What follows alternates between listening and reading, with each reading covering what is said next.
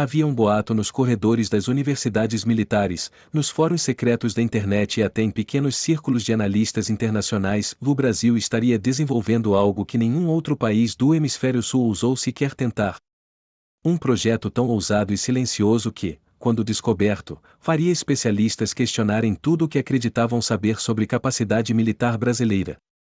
Este é o relato, parte documento, parte mistério, parte orgulho nacional, sobre como o Brasil criou o submarino mais temido do hemisfério sul, uma máquina que ninguém acreditou possível, que foi ridicularizada, desacreditada, ignorada até o dia em que emergiu do Atlântico, reescrevendo o equilíbrio de poder do continente. A ideia nasceu em 1984, muito antes de qualquer jornal noticiar.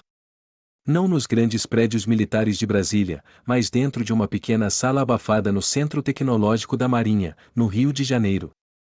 Um jovem engenheiro, Marcos Ferraz, havia sido desafiado a responder uma pergunta simples: o Brasil pode proteger sua costa sem depender de ninguém? Na época, essa pergunta parecia absurda. A maioria dos países sul-americanos mal conseguia manter forças navais funcionais, e o Brasil enfrentava limitações tecnológicas, financeiras e até políticas. Mas Ferraz não recuou. Ele sabia que o Brasil possuía algo que poucos reconheciam: abundância de urânio, engenheiros brilhantes, indústria crescente e um território marítimo gigantesco, o chamado Amazônia Azul. Enquanto o mundo olhava para o Brasil como um país pacífico e distante de grandes conflitos, Ferraz e sua equipe enxergavam outra coisa: invulnerabilidade. O país precisava de dissuasão. Precisava de respeito. Precisava de algo que ninguém esperava. Precisava de um submarino nuclear. Oficialmente, o projeto que nasceu nos anos seguintes não existia. Não tinha nome, número, orçamento público. Era chamado apenas de o Programa Fantasma pelos poucos que sabiam. A equipe era pequena: engenheiros civis, físicos, matemáticos, técnicos em radiologia, e militares com décadas de mar. Eles trabalhavam em 3 frentes: desenvolvimento de um reator compacto e seguro, criação de um casco resistente a profundidades extremas, sistemas de navegação furtivos capazes de enganar sensores modernos. Cada um desses desafios, por si só, já era monumental. A combinação deles era algo que apenas superpotências possuíam. Mas o Brasil avançava. Em silêncio. No início dos anos 1990, uma instalação ultra-secreta foi construída próximo à região de Araruama, no Rio.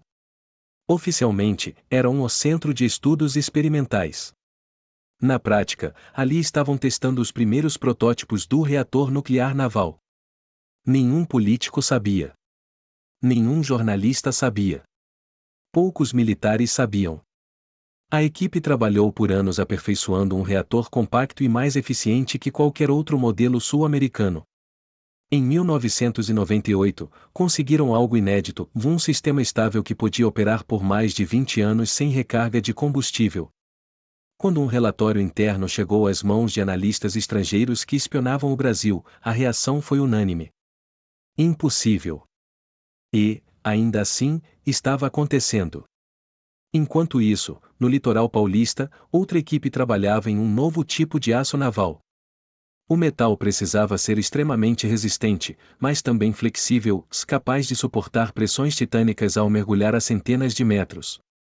O código desse aço experimental era aço ouro 42, porque para os engenheiros era literalmente mais valioso que ouro. Seu segredo? Uma liga especial com uma porcentagem exata de titânio e nióbio, os 2 materiais que o Brasil possuía em abundância.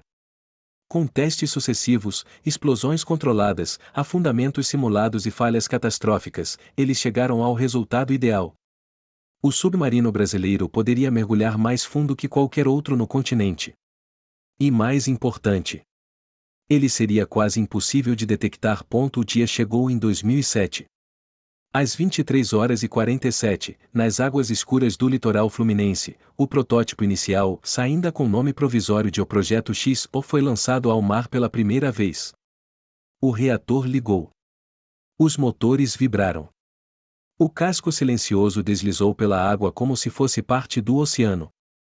O submarino desapareceu dos radares em menos de 7 segundos. Os sensores americanos em Norfolk detectaram uma anomalia, mas não conseguiram identificar. Foi a primeira vez, desde a Guerra Fria, que um país fora do círculo nuclear havia criado algo que os Estados Unidos não podiam rastrear com precisão. Quando o Brasil apresentou oficialmente ao mundo o início do programa de construção de um submarino nuclear, já era tarde demais para especulações. O país não estava o planejando. Estava pronto. Analistas dos Estados Unidos, Reino Unido e França reagiram com incredulidade. O Brasil não tem capacidade para isso. Eles devem estar exagerando.